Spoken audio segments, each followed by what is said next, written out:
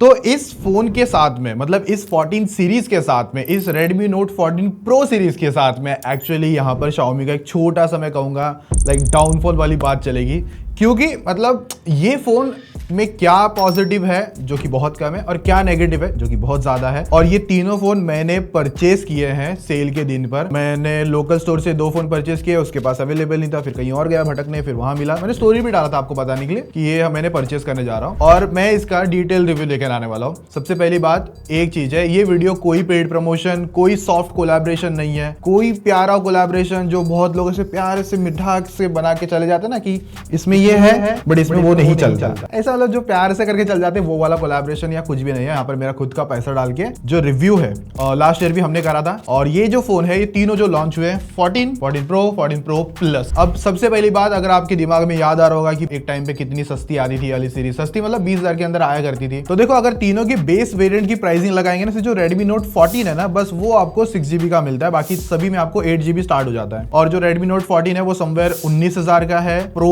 वो आता है 25 का और 32,000 का आता है यहाँ पर आपका प्रो प्लस। अभी एक चीज और जान लो, मैं आपको ये भी बताऊंगा कि ये क्यों अच्छे क्या बुरे हैं, पॉजिटिव नेगेटिव सारा समझाऊंगा। और दूसरी चीज, अगर आप ये नहीं देखना चाहते हो तो कौन सा फोन किस कैटेगरी में बेस्ट होगा। और तीसरा पॉइंट एक और मैं यहाँ पर एक्सप्लेन करूंगा कि अगर आप लोग मतलब परफॉर्मेंस के लिए पहले फोन देख रहे हो ये तीनों को, तो यहाँ से स्किप कर दो वीडियो, मतलब यहाँ से बंद कर देना, क्योंकि ये तीनों फोन परफॉर्मेंस के लिए बिल्कुल नहीं है। बाकी इनमें अलग अलग कलर्स आते हैं, मेरे को चाहिए था पर्पल, दोनों में पर्पल उठाया। इसमें जो प्रो प्लस है ना मुझे इसका पर्पल मिला नहीं, फिर यही मिला तो मैंने यही वाला उठा लिया। और एक चीज था, लोकल मार्केट में इन्होंने 128 वाला वेरिएंट सेल ही नहीं कर रहे, मतलब अभी तक लेकर ही नहीं आया 256 वाला जो 33,000 का है, और वही मैंने परचेस करा है क्योंकि बेस वेरिएंट मिला ही नहीं मुझे। तो देखो Redmi 14 और 14 Pro इन दोनों के अंदर आपको प्लास्टिक बैग भी मिलता है, और जो 14 Pro है उसी के अंदर आपको वीगन लेदर का ऑप्शन भी मिलता है, जो नॉन प्रो में तो नहीं है ऑफ कोर्स। और जो प्रो प्लस है ना उसके अंदर आपको ग्लास बैग मिलता है, जो गोरिल्ला ग्लास 7i के साथ में, इवन वीगन लेदर ऑप्शन भी है। तीनों के टाइप सी पोर्ट 2.0 है, ज्यादा कंप्लेंट नहीं है। प्रो प्लस का अगर थोड़ा सा ऊपर भी होता तो थोड़ा सा एडवांटेज होता, बट ठीक है तीनों में नहीं आता। वेट को लेकर तीनों ही मुझे अच्छे लगे अपने प्राइस कैटेगरी को लेकर, और तीनों के अंदर आयर ब्लास्टर है, डुअल माइक सेटअप है। जो नॉन प्रो है ना बेसिक वाला, उसके अंदर आपको 3.5mm का जैक है, बाकी किसी में नहीं है। बाकी बेस वेरिएंट के अंदर IP64 है और ऊपर वाले दोनों वेरिएंट पे IP68 की रेटिंग है। तो पानी के अंदर डुबाना, पानी के अंदर आराम से झरने के आसपास फोटो खींचना, वो दोनों में हो जाएगा। चलो अभी यहाँ पर सबसे बड़ा कंपैरिजन पावर को लेकर ही करते हैं। तो Redmi Note 14 के अंदर Dimensity 7025 अल्ट्रा प्रोसेसर है, और जो प्रो है उसके अंदर Dimensity 7300 अल्ट्रा है, और जो प्रो प्लस है उसके अंदर Snapdragon 7S Gen 3 का प्रोसेसर है। तीनों के Antutu बेंचमार्क देखते हो ठीक है, मतलब ऐसा नहीं कि ठीक मतलब प्रोसेसर के हिसाब से ठीक है, बस प्राइसिंग के हिसाब से एकदम सही नहीं है। फॉर एग्जांपल सबसे पहला बेसिक वेरिएंट पकड़ते हैं Redmi Note 14, अगर आप उसे उसी प्राइस के अंदर कंपेयर करना चाहते हो तो इससे भी वे बेटर, इवन बहुत ज्यादा फास्टर पावरफुल प्रोसेसर के साथ में फोन मिलता है। फॉर एग्जांपल आपका Realme Narzo 70 Turbo हो गया, 7,37,000 का स्कोर देता है। फिर आपका Samsung M35 हो गया, फिर iQOO Z9 हो गया, इवन iQOO Z9s हो गया। ये ज्यादा बेटर पावर है। अगर आप Redmi Note 14 की पावर देखते हैं तो उसकी पावर लिटरली 15,000 से नीचे वाले फोन्स को हम कंपेयर कर सकते हैं। इवन इसमें LPDDR4X रैम है जो कि ठीक है, UFS 2.2 स्टोरेज है वो भी ठीक है। अब बढ़ते हैं नेक्स्ट पर, जो 14 Pro है ना, इसके अंदर जो अभी प्रोसेसर है Dimensity 7300 अल्ट्रा, इस प्राइस के अंदर कंपेयर करते हैं तो यहाँ पर आपको जो सबसे फास्टर देखने मिलेगा Poco F6 है, मतलब लिटरली 14.5 लाख के ऊपर के स्कोर है। फिर Poco X6 Pro आता है, फिर उसके बाद में आपके पास Vivo T3 Ultra आता है, iQOO Z9s Pro आता है और Infinix GT20 Pro आता है। वे बेटर, मतलब ऑलमोस्ट डबल से भी ज्यादा के स्कोर है। और इसकी जो 25,000 की प्राइसिंग है ना, उस हिसाब से ये स्कोर एकदम बेकार है। मतलब यहाँ पर ये 18,000 से 17,000 के जो फोन आते हैं उस पर इसकी पावर होनी चाहिए थी। अब अगर बात करोगे अगले फोन को लेकर, जो सबसे बड़ा भाई साहब है प्रो प्लस। भाई ये पहली बात तो जो नाम बड़े बड़े रखने से कुछ होगा नहीं, सीरियसली बता रहा हूँ। प्रो प्लस ऐसा दिखाने में कि बहुत नेक्स्ट लेवल फोन बना दिया, नहीं होने वाला। रीजन बताता हूँ। इसका भी जो पावर आता है Snapdragon 7S Gen 3, अब ये 31,000 32,000 की फोन की प्राइसिंग है, जहां पर आपको जो स्कोर आ रहे हैं लिटरली मतलब 20 से 22,000 के जो फोन होते हैं वहां पर उस तरीके के स्कोर्स मिल रहे हैं। अभी यहाँ पर भी कंपटीशन चेक करते हैं। सबसे ज्यादा पावर आपको यहीं पर Poco F6 निकाल के दे रहा है। इवन यहाँ पर Vivo T3 Ultra आपको ऑलमोस्ट 15 लाख के स्कोर दे रहा है। फिर उसके बाद में आप देखते हो OnePlus Nord 4 है, इवन आपका Realme GT 60 भी है। मतलब बहुत ज्यादा अच्छे स्कोर, इवन परफॉर्मेंस को लेकर कोई रोना नहीं है। तो यहाँ पर हमको एक बात तो पता चल गई, ये जो प्राइसिंग के अंदर ये तीनों फोन परफॉर्मेंस को लेकर बिल्कुल जस्टिफाई नहीं करते। देखो आप बेसिक टास्क तो तीनों में चला सकते हो, कोई बड़ा इश्यू नहीं है। और हाँ, एक पॉइंट तो मैं भूल गया, ये जो 14 Pro था ना, इसके प्राइस के अंदर आप देखते हो ना 25,000 में, तो आपको UFS 2.2 मिल रहा है। मतलब कुछ ब्रांड यहाँ पर 3.0 का UFS स्टोरेज दे रहे हैं, तो ये तो बिल्कुल सही नहीं है। यहाँ पर स्टोरेज वाली बातचीत है। इवन यहाँ पर जो आपको रैम भी आता है वो LPDDR4X है, जो कि एक बार ठीक है, बट भाई Pro Plus को तुमने क्या सोच के इसको 2.2 की स्टोरेज दी है? मतलब 31,000 में तुमसे ये नहीं सोचा गया कि UFS 3.0 की स्टोरेज दे दे, ताकि हम लोग कोई चिल्लाए नहीं, या फिर ब्रांड या कोई कस्टमर कोई प्रॉब्लम ना हो। क्योंकि ये फोन है ना, बॉटल नेक वाला मैं कह सकता हूँ, इशू करता है। फॉर एग्जांपल, इसमें ना UI थोड़ा सा लैग होता है, कैमरा लैग होता है, परफॉर्मेंस को लेकर मतलब आपको चॉपी वाला फील आता है। और आप 2-3 टास्क चलाते हो तो वहां पर जो स्टोरेज में जो काम आता है, मतलब एग्जांपल स्विचिंग वाला पार्ट हो गया, वहां पर भी इशू मार रहा है। इवन अगर आपकी लाइब्रेरी भरी पड़ी है ना, तो वहां पर भी इसकी जो रीड एंड राइट है ना, वो भी बहुत स्लो आती है। तो 31,000 की प्राइसिंग पर आपको ये फोन बिल्कुल जस्टिफाई नहीं करता। बट हाँ, एक चीज मैंने स्टार्ट में मिस कर दिया, तीनों फोन पर आपको कार्ड डिस्काउंट मिल जाएगा 1,000 का, उससे ज्यादा नहीं है, 1,000 का डिस्काउंट है। अब जिसके पास होगा डिस्काउंट लगा के देख सकता है, बट मैं तो बोलता हूं मत देखना, मैं आपको बेटर ऑप्शन बता रहा हूं कौन सा क्या निकल कर आ रहा है। तो लिटरली परफॉर्मेंस के लिए मैंने आपको 2-3 फोन सजेस्ट कर दिए हर एक प्राइस कैटेगरी के अंदर। बात रही बैटरी को लेकर, रेडमी ने अच्छा करा है। बेस वेरिएंट पर 5110 mAh की बैटरी, 45 वॉट चार्जर, और वहां पर लिथियम पॉलीमर बैटरी मिलती है, जो कि पुराना स्टैंडर्ड है एक तरीके से कहने जाऊंगा। 2025 ऑलमोस्ट चालू हो गया, तो उसमें पुराना स्टैंडर्ड हो गया। मतलब यहाँ पर डेंसिटी थोड़ी ज्यादा होगी, बैटरी भी ज्यादा होगी, जो कि हमें पुराने फोन्स में मिलती थी, जो कि कोई बुरा नहीं है। अभी आपको नेक्स्ट एग्जांपल समझ लो 14 Pro, उसमें 5500 mAh की बैटरी है, जिसमें सिलिकॉन कार्बन की बैटरी है, जहां पर आपको 45 वॉट की चार्जिंग है। 5500 mAh की बैटरी डालने के बाद भी फोन उतना हैवी नहीं लग रहा, लिटरली 14 वाली वाइब निकाल गया, मतलब उतना वेट कैरी करता है। और उससे बड़ी बैटरी आपको 14 Pro Plus में मिलेगी, लिटरली 6200 mAh की बैटरी, 90 वॉट का चार्जर बॉक्स में मिलता है। कॉम्पिटिशन इस प्राइसिंग पे इतनी बैटरी तो नहीं दे रहा है, चार्जर ज्यादा दे रहा है, जो कि लेकिन मेरे लिए यहाँ पर कोई बैड डील नहीं है, क्योंकि जो Pro Plus का बैटरी और जो चार्जिंग का कॉम्बो है वो बहुत अच्छा है, तो वहां पर मेरे लिए थम्स अप है। और हाँ, एक चीज है, किसी भी फोन के अंदर वायरलेस चार्जिंग नहीं है, जो कि ठीक है, कोई बात नहीं, बट Pro Plus से एटलीस्ट मैं एक्सपेक्ट कर सकता था, क्योंकि मोटरोला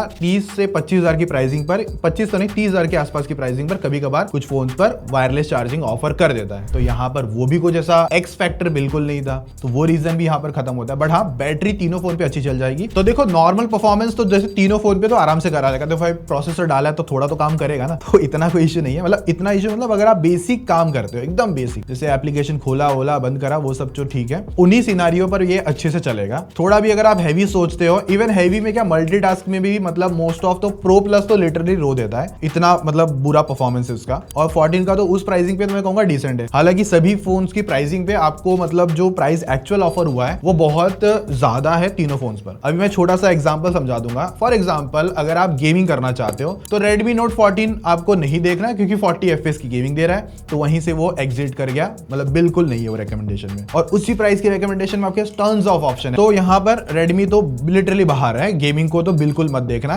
क्योंकि मैंने आपको बेटर ऑप्शन iQOO Z9s बता दिया। उसके बाद में आपके पास Infinix GT20 Pro है, और इवन हम इसको कैसे भूल सकते हैं अपना Realme Narzo 70 Turbo है, उसमें भी 90 आता है, और वहां पर वो सही है। मैंने उस फोन को कभी क्रिटिसाइज नहीं किया, मैंने उस प्राइस में उसको बेस्ट ही कहा है हमेशा गेमिंग को लेकर। और इवन अगर आप कंपैरिजन में एक और ले रहे तो CMF फोन 120 देता है, हालांकि चलता नहीं है, बट ऑप्शन तो एटलीस्ट अनलॉक्ड है। तो अगर Redmi Note 14 पे इन्होंने एटलीस्ट 60 FPS अनलॉक करके दिया रहता तो बहुत ज्यादा थम्स अप होता, बट वहीं पर ये एग्जिट कर गया। और इसके बाद में जो Pro Plus आता है उसका जस्ट बता देता हूँ। मैंने बहुत लोगों को ये सुनते हुए देखा कि बोल दिया कि लाइक परफॉर्मेंस के लिए तो आप मतलब दूसरे फोन देख सकते हो। अरे ऐसे कैसे भाई, 31,000 रुपीज का फोन आप परफॉर्मेंस के लिए कैसे नहीं मिल सकता, मतलब कैसे नहीं आ सकता। और इसमें कोई दूसरे एक्स फैक्टर भी नहीं है कि इसका कैमरा एक्स्ट्रा ऑर्डिनरी है या लुक्स एक्स्ट्रा ऑर्डिनरी है। आप इतने बड़े नंबर पे बैठ के इतनी सी चीप बात कैसे करके जा सकते हो, आई डोंट नो कैसे हुआ ये सारा सीन, लेकिन ठीक है, कोलैबोरेशन चुपचाप अंदर से, कहानी खत्म। बात करते हैं नेक्स्ट Redmi Note 14 Pro, जो आपके सामने है, स्मूथ पर 60 FPS देता है, इसको एक बार कंसिडर किया जा सकता है। बट इसकी फोन की परफॉर्मेंस आपको गेमिंग को लेकर सिंपल बता दूं, ये फोन गेमिंग में उतना अच्छा परफॉर्म नहीं कर रहा है। मतलब यहाँ पर आपको मेजर सिनारियो में या फिर आप इवेंट वगैरह पे कूद जाते हो तो आपको वहां पर FPS के ड्रॉप समवेयर 40 तक भी आ जाते हैं, 50 तक भी आ जाते हैं, तो फिर आप ये फोन बिल्कुल कंसिडर नहीं कर सकते। 25,000 की प्राइसिंग में ये बेकार गेमिंग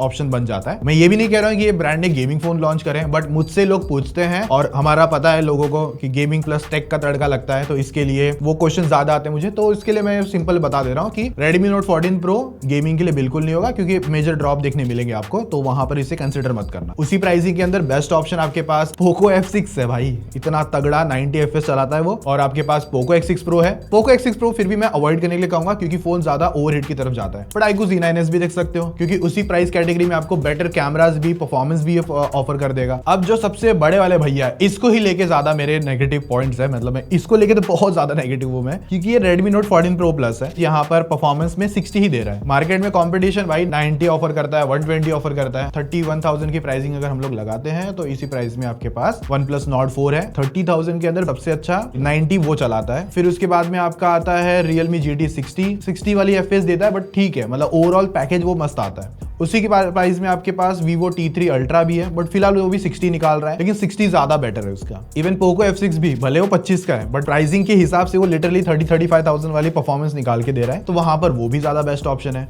तो गेमिंग के लिए तो तीनों ही बेकार है। सबसे बेकार तो Redmi Note 14 Pro Plus है।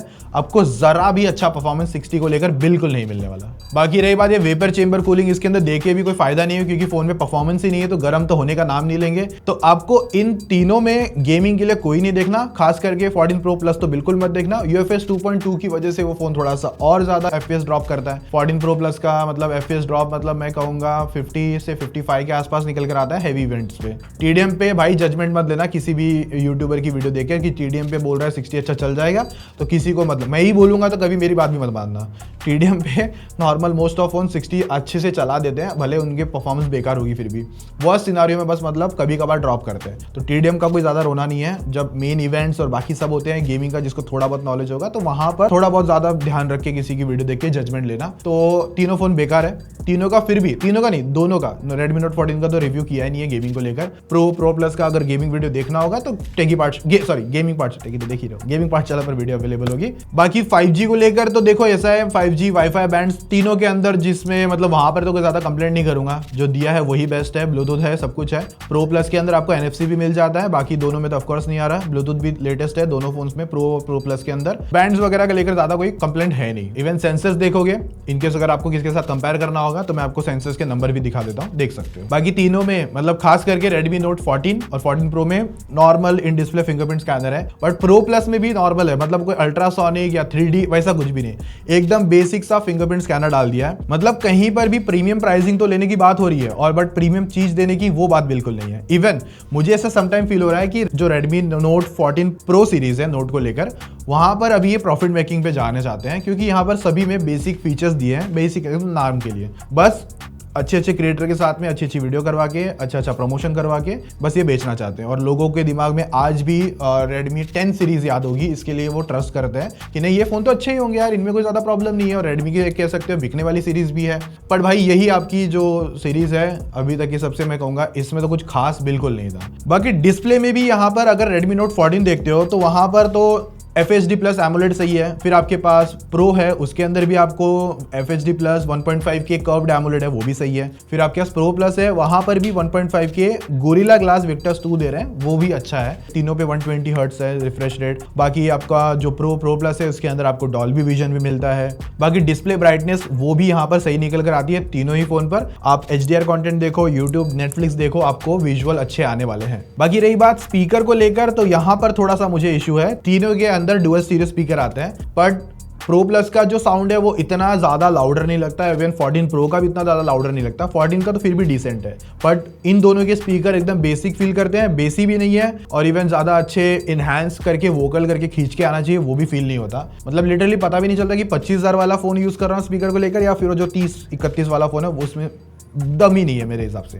बात करोगे सॉफ्टवेयर को लेकर, यहां पर भी इन्होंने मतलब कंजूसी कर रखी है। कंजूसी यानी क्या कह सकते हो, एक तो सबसे बड़ी प्रॉब्लम है दिसंबर ऑलमोस्ट एंड है 24 का, 25 आ चुका है, और मोस्ट ऑफ ब्रांड आज के टाइम पे Android 15 ऑफर कर रहे हैं। इन्होंने अभी के लिए तीनों ही फोन पर Android 14 दे रखा है। जैसे कि अगर आप बात करोगे बेस वेरिएंट पे, मतलब 14 को लेकर, तो वहां पे 2 साल का एंड्रॉइड है। टेक्निकली वो 2 साल का ना रह के 1 साल हो गया है, क्योंकि ऑलरेडी इनको 15 देना चाहिए था और टाइम से पीछे चल रहे हैं। तो आपको ज्यादा से ज्यादा Android 16 तक का अपडेट मिलेगा। प्रो और प्रो प्लस के अंदर 3 साल का एंड्रॉइड प्रॉमिस करा है, और उसमें भी बड़ा नेगेटिव ये है कि यहाँ पर भी इन्होंने एंड्रॉइड 14 दिया। ऑलरेडी आप 1 साल पीछे हो, तो आप ज्यादा से ज्यादा 17 तक जा सकते हो। टेक्निकली एंड्रॉइड 15 आना चाहिए था, तो जाके आप 18 तक जा सकते थे अगर 3 साल का अपडेट होता तो। दूसरी प्रॉब्लम एक और है, जो इनका हाइपर ओएस 1 आता है इसके अंदर, ऑलरेडी इन्होंने हाइपर ओएस 2 भी निकाल रखा है, और जो इन्होंने दिया नहीं इनके अंदर, और इनकी प्रीमियम फ्लैगशिप सीरीज है, तो हाइपर ओएस 2s किस में डालोगे भाई, अभी तक समझ में नहीं आ रहा है। और हाइपर ओएस 2 की लेकर इसके लिए बात कर रहा हूं क्योंकि वो फोन की जो फ्लुएंसी है, एनिमेशंस है, लिटरली बहुत ज्यादा नेक्स्ट लेवल है। मैंने अभी के लिए पोको F7 रिव्यू करा है, AKA Redmi K80 जो चाइना में था, उसके अंदर हाइपर ओएस 2.0 था, और भाई बहुत ज्यादा सुपर एनिमेशंस आ रहे थे, चेक कर लेना वीडियो। तो हाइपर ओएस 2 फिर कौन से प्रीमियम या किस बजट वाले फोन में डालने वाला डोंट नो। हाँ, अभी जैसे मैंने कहा पोको F7 था, उनके अंदर डाला है, बट वो फोन इंडिया के अंदर अभी तक नहीं आया, और मेरे हिसाब से इनको हाइपर ओएस 2 लाना चाहिए था। बट ठीक है, उसको ज्यादा कंप्लेंट नहीं करूंगा, खास करके एंड्रॉइड को लेकर मैं ज्यादा कंप्लेंट कर रहा हूँ क्योंकि ऑलरेडी 1 साल लिए डीले है। बाकी दुनिया भर के ब्लोटवेयर भी है, पैसा भी एक्स्ट्रा चार्ज करना है, उसके बाद में ब्लोटवेयर भी दुनिया भर के देने हैं। भाई कितना कमाना चाहते हो भाई, ब्रांड है वो, अगर आप किसी को अच्छा ऑफर करना चाहते हो तो करो तो सही। इसमें क्या नेक्स्ट लेवल, अभी तक तो आपने क्या मतलब, मेरे को आप लोग बताओ जो वीडियो देख रहे हो, अब तक आपने इसमें क्या नेक्स्ट लेवल देखा कि यार इस रीजन से मैं फोन परचेस करूंगा। ना इसका एसओसी बेस्ट था, ना इसका लुक्स उतना तगड़ा है, ना ही इसकी परफॉर्मेंस उतनी नेक्स्ट लेवल है, ना ही इसका स्पीकर अच्छा है, ओएस भी बेसिक है, तो फिर क्या बोलकर बेचना चाहते हो वो नहीं समझ में आ रहा। कुछ एआई के फीचर्स आते हैं जैसे कि सर्कल टू सर्च है, वो बेसिकली सिर्फ आपका जो प्रो प्लस है ना उसके अंदर चलेगा, बाकी में नहीं चलने वाला। बाकी फोन की दोनों मतलब प्रो और प्रो प्लस की जो हैप्टिक फीडबैक्स है वो अच्छी है, उनमें एक्स लाइनर मोटर है, तो टाइपिंग को लेकर एक्सपीरियंस अच्छा आता है। चलो अभी बात आते हैं कैमरा में, शायद हमको यहाँ पर कुछ ऐसा नेक्स्ट लेवल मिल जाए। देखो Redmi Note 14 को लेकर मैं ज़्यादा कंप्लेंट नहीं करने वाला, जिस प्राइसिंग पर है तो वहाँ पर 50 MP मेन है प्लस 8 MP अल्ट्रा वाइड है, और सेल्फी का नंबर भी अच्छा है। प्रो के अंदर आपको 50 MP मेन है, 8 MP अल्ट्रा वाइड है, बाकी सब चीज़ें सेम है। बाकी सेल्फी का नंबर थोड़ा यहाँ पर ज़्यादा है, 20 मेगापिक्सल का, प्लस आप प्रो के अंदर 4K के अंदर वीडियो शूट कर सकते हो, बट नॉन प्रो के अंदर आप 1080p 30 FPS मेन कैमरा से ही शूट कर पाओगे। नेक्स्ट अगर जाते हो बड़े वाले भाई साहब के साथ प्रो प्लस के अंदर, तो वहां पर आपको 50 MP मेन, 50 MP का टेलीफोटो लेंस आता है, जो 2.5x का टेलीफोटो लेंस आपको मिलता है, साथ में 8 MP अल्ट्रा वाइड है, सेल्फी 20 मेगापिक्सल है, बाकी 4K 60 FPS शूट कर सकते हो, same as it is pro की तरह। सबसे बड़ा मेन नेगेटिव तो मैं यहाँ पर तीनों में एक बता देता हूँ, Redmi Note 14 को छोड़ देते हैं क्योंकि वो बेस वेरिएंट है, तो वहां पर 1080p 30 FPS शूट कर सकते हो सेल्फी से। बाकी प्रो और प्रो प्लस के अंदर भाई क्या सोचा भाई, 1080p 30 और 60 की वीडियो शूट कर सकते हो प्रो प्लस में भी और इवन प्रो में भी, क्यों भाई 4K आपके पास ऑप्शन नहीं है, आपके पास प्रो का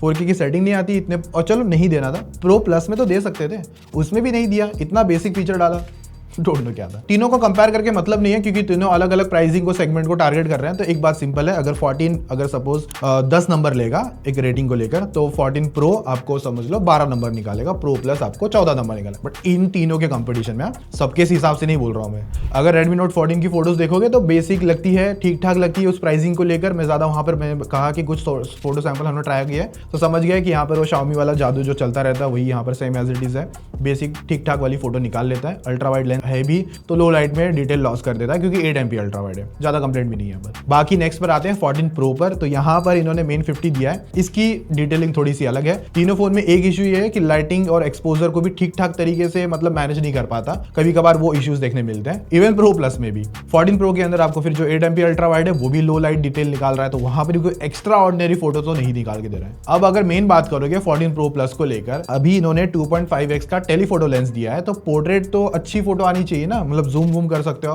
भाई, पोर्ट्रेट में जूम का ऑप्शन ही नहीं दिया। क्यों नहीं दिया मेरे को नहीं समझा। 1x और 2.5x का पोर्ट्रेट अगर हमको जूम करने मिलता तो पोर्ट्रेट में क्लोजअप लाके एक अच्छा और एक तगड़ा बैकग्राउंड ब्लर देखने मिलता, और बैकग्राउंड ब्लर तो तीनों में ही मतलब उतना अच्छा कंडीशन काम नहीं कर पा रहा, जबकि प्रो प्लस भी नहीं कर पा रहा है, तो बाकी दोनों छोटे भाई लोग का क्या ही होगा समझ लो आप। तो वहां पर भी कुछ नेक्स्ट लेवल नहीं है। इवन 2.5x खींचते हो आप नॉर्मल कैमरा से खींच सकते हो, 1x पर ठीक है, और लो लाइट में तो वैसे भी उतना खास डिटेलिंग लेता नहीं है। फेस पे अलग तरीके की एक सॉफ्टनेस और एक कलर टोन आता है जो उतना ज़्यादा मुझे पसंद नहीं आया। मतलब मैं कहूँगा ठीक है अपने प्राइसिंग पर, बस Xiaomi वालों के लिए ठीक है, सबके लिए ठीक नहीं है। कंपटीशन से भिड़ाओगे लिटरली ये पीछे देखने मिलेगा। बट एक चीज़ है, लास्ट ईयर के 13 प्रो प्लस से 14 प्रो प्लस का कैमरा थोड़ा सा बेटर है, थोड़ी अच्छी डिटेल, थोड़ी अच्छे से मतलब टोन निकालता है, बट इतना भी इनके खुद के कंपैरिजन से बता रहा हूं मैं, कंपटीशन से करने जाओगे तो उतना कुछ ज्यादा नेक्स्ट लेवल है नहीं। तो कैमरा भी यहाँ पर मैं कहूंगा एक बेसिक एवरेज सा मिलता है तीनों पर ही, कोई ज्यादा नेक्स्ट लेवल भी नहीं है, कोई अच्छी फोटो भी नहीं है, बहुत बेसिक कैमरा है। मतलब 30,000 से ना कंपेयर करके वो फोन का कैमरा मैं आपको 15 से 20,000 के अंदर आने वाले फोन से उनसे कंपेयर करवा सकता हूँ, क्योंकि 30,000 में मोटरोला क्या ही फोटो निकालता है, चाहे वो प्रोसेसिंग ले लो चाहे कुछ भी ले लो, next level detail, next level portrait, next level edge detection, बहुत प्यारी। इनमें वो बिल्कुल दम नहीं है। तो ये वो सारी बातें थी जो हमको एक एक करके लगी। अभी तो मैंने एक साथ कंपेयर करके दिखा दिया आपको, पर अगर आपको लगता है तीनों का इंडिविजुअल रिव्यू जो कि आएगा ऑफ कोर्स मेरी तरफ से अलग अलग करके, डे बाय डे अलग अलग टीममेट हम लोग यूज करना चालू करेंगे, मैं यूज करना चालू करूंगा, उसके बाद में एक लॉन्ग टर्म रिव्यू अलग अलग डिवाइस के साथ आएगा जरूर। बट अभी के लिए मैं आपको वार्न कर देता हूँ, ये तीनों फोन खरीदना मत, तीनों के तीनों मत खरीदना। अगर आप 14 देखने का सोच रहे हो मत खरीदो। मैंने आपको कंपटीशन में बेस्ट फोन बता दिए हैं कौन से आते हैं, 14 प्रो में भी आपको बेस्ट कंपटीशन में फोन कौन से आते हैं वो भी बता दिए, प्रो प्लस में भी बेस्ट कंपटीशन कौन सा आता है वो भी बता दिया। अगर मैं 14 की बेस्ट प्राइसिंग बोलूं, देखो फोन खराब नहीं है, फोन की प्राइसिंग खराब है, क्योंकि अगर आप 14 को 19,000 में खरीदते हो तो वो फोन का टेक्निकली प्राइसिंग 13 से 14,000 होता, तो मेरे को कोई इशू नहीं था, बेस्ट था फोन। Redmi Note 14 Pro की जो अभी प्राइसिंग अगर देखते हो तो 25,000 है, टेक्निकली उस फोन की प्राइसिंग 17 से 18 या 19,000 होनी चाहिए थी, उससे ज्यादा नहीं, 20 भी नहीं इवन। और आपका Pro Plus भाई उसको तो 25 में आना चाहिए था, सीरियसली बता रहा हूँ, इस लेवल तक के वो मतलब चीजें ऑफर कर रहा है। तो सिंपल समझ रहा है, प्रॉफिट मेकिंग यहाँ पर करना है, कस्टमर से कोई मतलब नहीं है, बस प्रॉफिट मेकिंग है। और साथ में दुनिया भर के ब्लोटवेयर्स मिलते हैं तीनों ही सेगमेंट, प्रो प्लस में भी दे दिए इन्होंने लिटरली। तो इतना सिंपल समझ गया भाई, प्रॉफिट मेकिंग के लिए बन रहा है। और बाकी जो यूट्यूबर्स ने वीडियो बनाई है तो वो तो आप देख के जज कर ही सकते हो इस वीडियो को क्या नहीं था, और जो भी था मेरी तरफ से मैंने बता दिया। बाकी आपको कुछ लगता है और कुछ नेक्स्ट वीडियो में जानना है तो कमेंट में बता देना। बाकी इसी तरीके के नेक्स्ट वीडियो में मिलते रहेंगे। Take care, bye.